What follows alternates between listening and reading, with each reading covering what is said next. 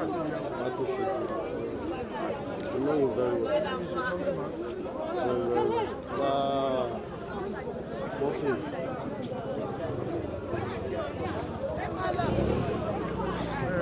I'm a job, but about the muffin to share.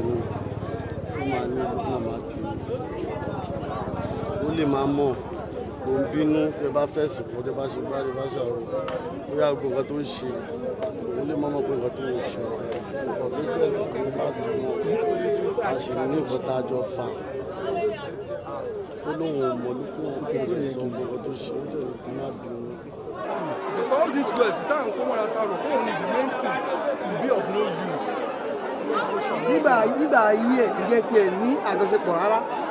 Dáadáa tó pọ̀ pápá kì í ṣe ọdún mẹ́wàá èmi àti ẹ fi jọ níṣẹ́ ṣe dáadáa.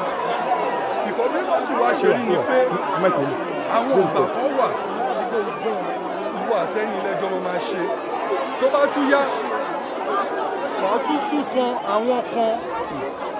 àwọn tẹ́jọ́ ṣe lánàá níjẹta lè má jọ ṣe mọ́ kẹ́fà àwọn kan ló tún kù tẹ́tújọ́ máa ṣe lénìí bó ṣe máa ń yí nínú ọ̀tún ìwà nìyẹn.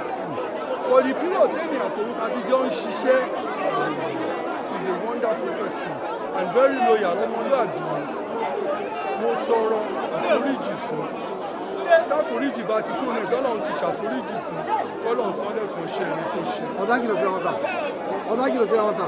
Orúkọ mi ni Adéwùmí Ọláyínká tí gbogbo èèyàn ń pè mí sí Yínká Ìkàrẹ́. Ẹ wo ìgbà tí mo gbọ́ kú Samọ́fì ó dùn mí gan-an torí múbì mi tí mo ṣe release ní DCM wọ́n wà ń bẹ̀ ó dùn mí gan-an mi tí ẹ tètè believe alẹ́ mo ṣe believe pé òótọ́ ni wọ́n jẹ́ èèyàn dáadáa sí ọ̀gá mi Yomi Fábíyì wọ́n dẹ̀ tún jẹ́ èèyàn dáadáa sí àwa ọmọọṣẹ́ náà in fact ó dùn mí gan-an ká má sọ̀kan mi ó dùn mí gan-an but kò sí nǹkan tí a lè ṣe tí Ọlọ́run bá sọ pé òun dé kò sí nǹkan tí èèyàn lè bá Ọlọ́run ọba but àdúpẹ́ gbogbo àwa tá a kù àgbàládùúrà kí Ọlọ́run lọ́rọ̀ ẹ̀ ní wa kí a dàgbà kí a dògbò kí kankan má ṣe wa nǹkan tí mo rí sọ nípa wọn lè ti jẹ́ yàn. Orúkọ yín lẹ́ẹ̀kan sí.